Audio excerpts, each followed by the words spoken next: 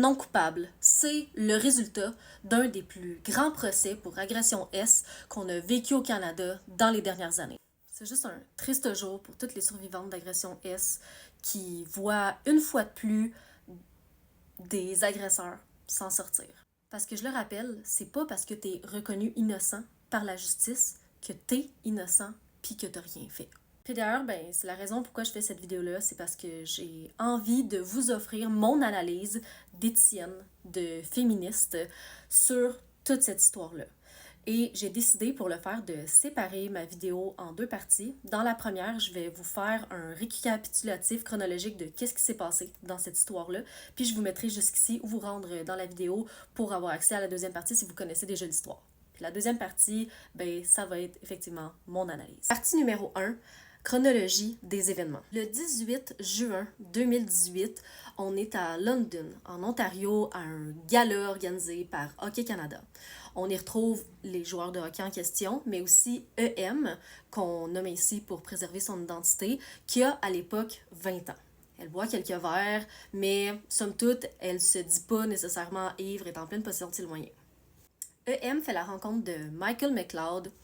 Tout se passe bien, ils ont des belles discussions, la chimie est là, ils continuent de boire un peu ensemble. Finalement, ils décident de quitter en taxi vers l'hôtel de Michael McLeod, là où les deux ont des relations S complètement consensuelles.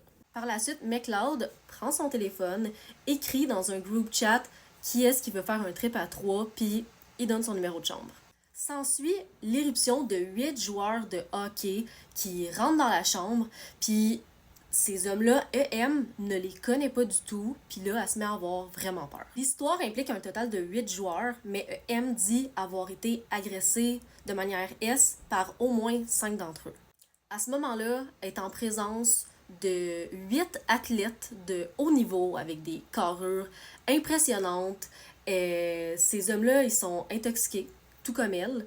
Puis là, elle se met à avoir vraiment peur, surtout de qu'est-ce qui va se passer avec moi si je dis non. Puis là, il s'est vraiment passé un paquet d'affaires.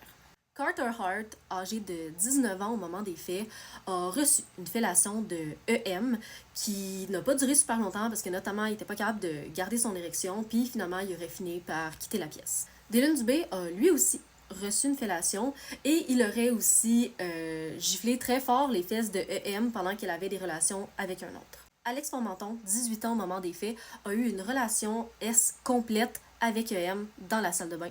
Cal Foot, 19 ans au moment des faits, aurait fait le grand écart au-dessus du visage de EM et aurait frotté ses parties génitales dessus.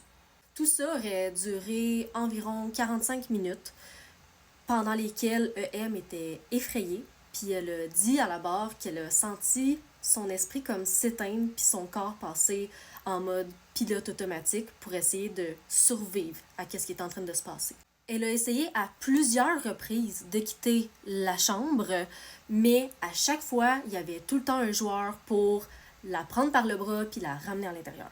Puis pour vous donner une idée du climat qu'il y avait à ce moment-là, dites-vous qu'il y avait un sac de golf dans la chambre et que les joueurs trouvaient ça drôle de dire à EM qu'il pourrait essayer de rentrer la balle dans son V et de lui demander s'il pensait qu'il était capable de prendre un club de golf à travers elle.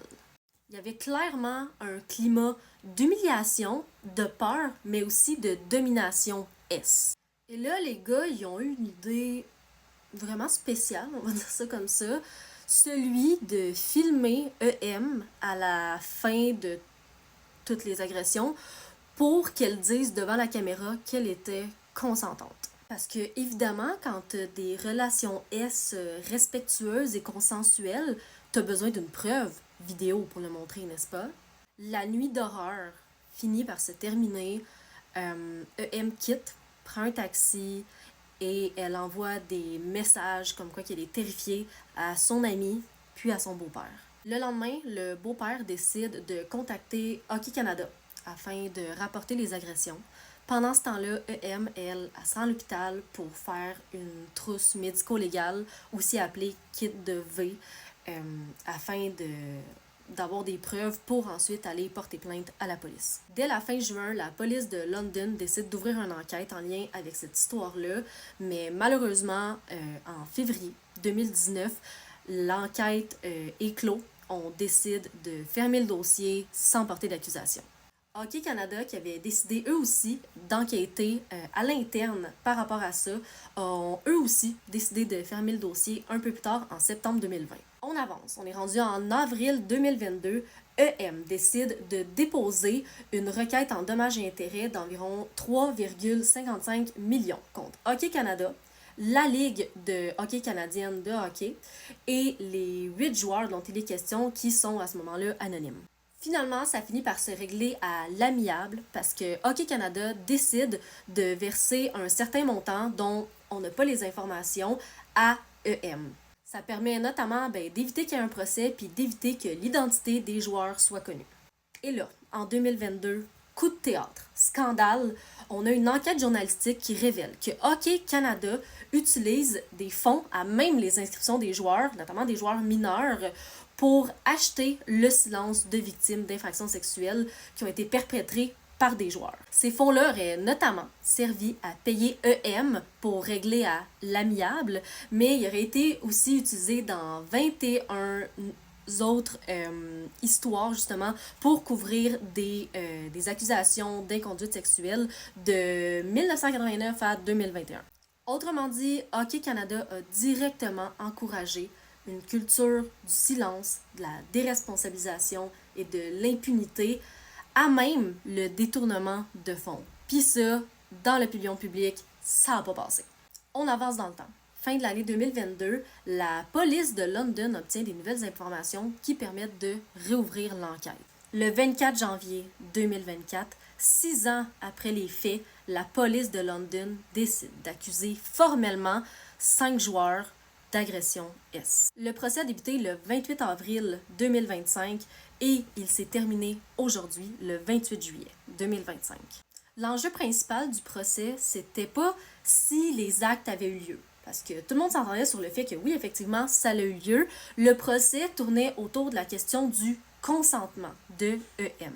Parce que non, EM n'a effectivement pas dit non spécifiquement, mais comme on l'a vu, il y avait quand même un contexte qui faisait en sorte qu'elle ne se sentait pas en sécurité. Puis on se rappelle que c'est pas parce que quelqu'un ne dit pas non qu'il y a nécessairement un consentement. Parce qu'un consentement, pour être valide, il doit être libre, éclairé. Puis dans ce cas-ci, comme le climat est un climat de coercition, de menace et de tromperie, ça peut clairement avoir joué sur le consentement de EM. Partie 2, l'analyse.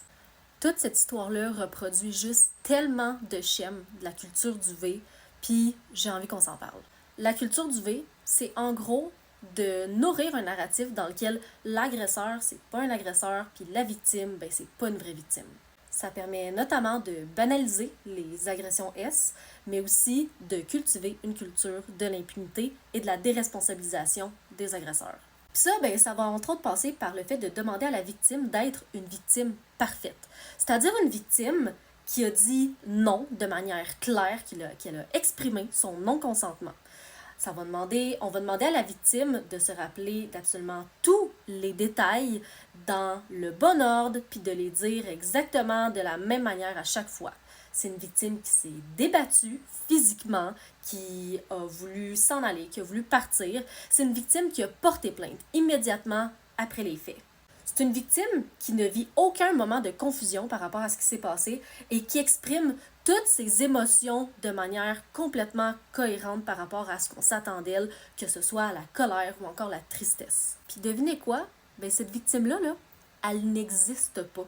Parce que dans la vraie vie, quand tu as vécu un événement aussi traumatique qu'a vécu EM, on peut tout à fait comprendre que ça va venir jouer sur comment, justement, tu vas raconter ton histoire, comment tu vas vivre tes émotions, comment est-ce que tu as réagi, ça fait pas en sorte que t'es pas une vraie victime.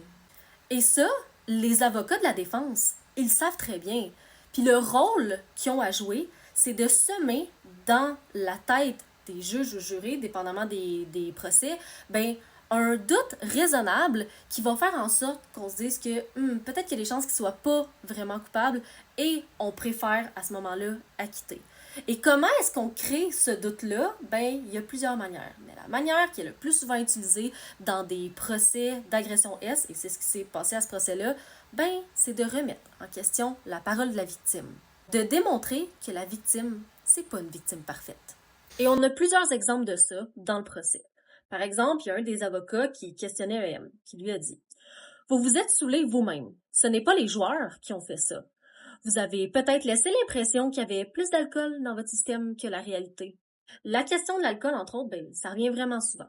On va pointer la victime en disant que ben parce qu'elle a bu, c'est de sa faute, parce qu'elle s'est ramassée là, puis que c'est pas l'homme qui l'a obligée à boire, mais elle l'a fait quand même, puis elle s'est ramassée là à cause de ça. Puis de l'autre côté, ben on va dire que les hommes, parce qu'ils ont bu, ben ils n'étaient pas totalement en contrôle de leurs moyens, puis il n'y avait pas les moyens justement de voir à quel point que la victime n'était pas nécessairement consentante. On a aussi questionné la victime à savoir, ben pourquoi est-ce qu'elle s'est pas débattue? Pourquoi elle n'est pas allée chercher de l'aide immédiatement en sortant de la chambre? La vérité, c'est que tu sais jamais comment tu vas réagir dans une situation comme ça. Une situation aussi traumatique. On se rappelle qu'elle était toute seule dans une chambre avec plein d'hommes qu'elle connaissait pas, qui étaient beaucoup plus costauds qu'elle, qui lui faisaient peur, qui jouaient un peu sur une espèce de climat de menace, d'humiliation, de domination. Puis là, on lui demande de se ressaisir d'une seconde à l'autre, puis d'être complètement alerte, puis d'être en mesure d'aller chercher de l'aide maintenant. Alors que dans la vraie vie, c'est pas comme ça que ça marche, c'est pas comme ça que le corps réagit, puis on réagit tous d'une manière différente. Puis toutes ces manières-là sont absolument valides et essayer d'invalider la réaction, peu importe quelle elle est, ben c'est essayer de faire du victim blaming, c'est-à-dire de blâmer la victime de pas avoir agi de manière parfaite. Et d'ailleurs, maître Daniel Brown a aussi renchéri avec « Personne n'acceptait votre offre d'avoir des relations S avec vous et vous étiez frustré de ça. » Honnêtement, je comprends même pas comment ce genre de question-là est admissible en cours, c'est complètement dégueulasse. Puis alors que EM explique que dans la pièce, elle se sent complètement invisible. Les hommes ont juste des conversations entre eux, ils lui adressent pas la parole, elle entend des ricanements, elle comprend pas trop qu'est-ce qui se passe, elle sent vraiment qu'il y a juste un objet qui est là pour les divertir. Et à ça, une autre avocate a interrogé EM en disant « Vous vouliez que l'attention soit sur vous, mais les garçons avaient des conversations entre eux. » Non, elle voulait pas que l'attention soit sur elle. Elle voulait s'en aller parce qu'elle avait peur puis elle était terrorisée.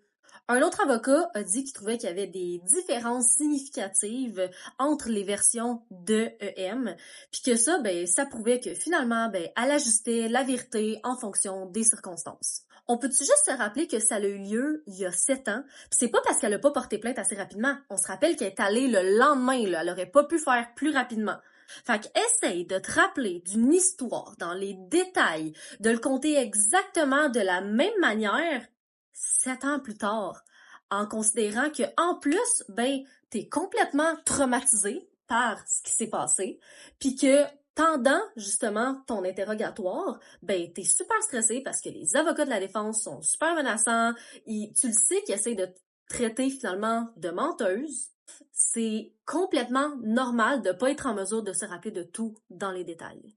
Bref, les avocats de la défense ont voulu dresser un portrait de EM, d'une femme avec une libido incroyable qui voulait avoir des relations avec ces hommes-là, qui était bien contente parce que c'était son objectif de coucher avec des joueurs de hockey, puis que finalement, ben, elle a décidé le lendemain qu'elle regrettait, fait qu'elle s'est construit une histoire autour de ça, puis que finalement, ben, c'est juste une maudite manipulatrice.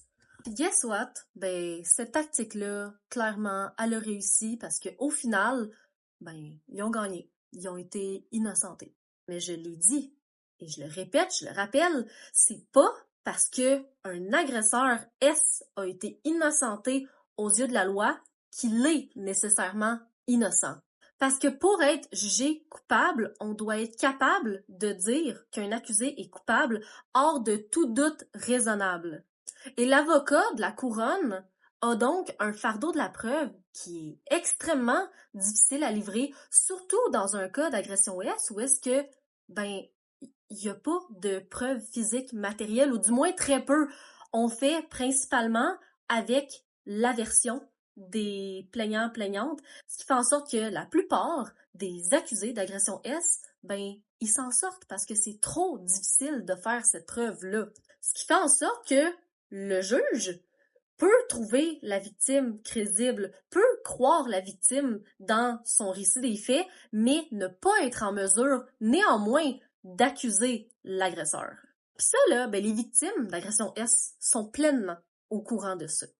Imagine, t'as déjà vécu un événement extrêmement traumatisant, puis là, en plus, tu sais que si tu vas porter plainte, il faut que tu racontes ton histoire encore à l'enquêteur, encore à ton procès, puis il faut pas que tu te trompes dans les détails, puis il faut que tu sois cohérente, puis il faut que tu aies les bonnes émotions, puis après ça, malgré tout ça, puis même si tu fais tout à la perfection, ce qui est impossible, on se rappelle, parce que la victime parfaite, elle n'existe pas, malgré tout, les chances que tu gagnes, sont extrêmement faibles. Puis ce procès-là, c'est juste une énième preuve de ça. Non seulement tu vis cet événement traumatique-là, tu vas en cours, tu répètes ton histoire de probablement la journée la plus traumatisante puis terrifiante de toute ta vie. À la fin, on te dit, finalement, tout ça, ça n'a pas servi à grand-chose parce que on reconnaît qu'ils sont non coupables. Puis tout ça, surtout dans ce cas-ci, vécu sous l'œil du public. Que ça a tellement été médiatisé au Canada, mais aussi partout en Amérique du Nord. Puis là, il y a des gens partout sur Internet qui écrivent des affaires comme ça. Puis je dis des gens, mais on se mentira pas, la majorité, c'est des hommes. Des gens qui sont contents que ces pauvres garçons-là, ils aient pas perdu leur carrière à cause d'une maudite menteuse. Parce que c'est ça qui se passe dans la tête de beaucoup d'hommes.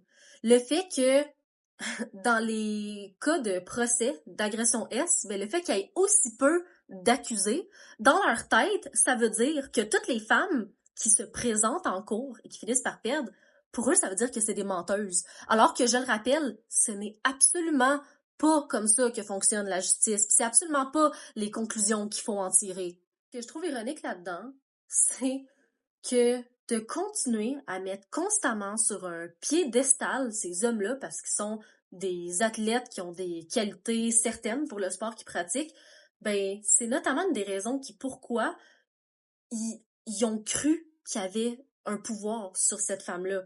C'est justement cette culture-là de l'impunité et de la déresponsabilisation qui a fait que ces actes-là, ça s'est passé. Parce que dans leur tête, ces gars-là, c'est des demi-dieux. Ce qui m'amène à un dernier point que je voulais aborder avec vous, qui est la culture de ce que j'ai envie d'appeler l'hypermasculinité au sein de la culture du hockey, mais surtout quand il est question de hockey d'élite comme c'est le cas dans cette histoire-là. Le joueur de hockey, c'est l'espèce de figure ultime de la virilité puis de la masculinité. Puis la sexualité, ça vient prendre une place extrêmement importante dans tout cet écosystème-là parce qu'on va utiliser la sexualité comme preuve de virilité et souvent même comme rite de passage au sein des groupes de hockey. Puis dans ce contexte-là, les femmes sont donc perçues comme des objets à utiliser pour récompenser justement ces joueurs-là. Puis quand tu vois la femme de cette manière-là, étonne-toi pas qu'il y ait des inconduites S, qu'il y ait des agressions S puis des V. Puis ça, c'est un scénario tellement courant que Hockey Canada, je vous l'ai dit tantôt, ils ont détourné des fonds pour acheter le silence des victimes. Parce que ça se passe trop souvent que les gars, ils fuck up avec des femmes. C'est le reflet d'une culture du silence puis de la protection des agresseurs. Puis ça, c'est toutes des symptômes d'une culture toxique enracinée très profondément dans le hockey masculin. Fait que le mot de la fin, ce serait que j'espère sincèrement que cette histoire-là va avoir été assez grosse pour qu'on se permette d'entamer des réflexions sur la manière dont cette culture-là est présentement validée par les institutions. Puis que si on veut que des histoires comme ça arrêtent de se reproduire encore et encore, il faut apporter des changements structurels importants, notamment en éduquant les jeunes joueurs, notamment sur le consentement. Je vais m'arrêter ici. Il y a évidemment encore beaucoup de choses à dire puis à analyser, mais pour aujourd'hui, ça va être assez. Je suis vraiment démolie par cette histoire-là, honnêtement. Puis j'ai juste envie de rappeler que les survivantes et les survivants ont mon soutien indéfectible, que je vais toujours les croire. Puis je souhaite à EM maintenant beaucoup de douceur, puis de une réparation qui, je l'espère, va être à la hauteur du courage qu'elle a eu pendant ce procès-là. Sur ce, je vous remercie de m'avoir écouté. N'hésitez pas à vous abonner si c'est le genre de contenu qui vous intéresse. Puis je vous souhaite une belle soirée.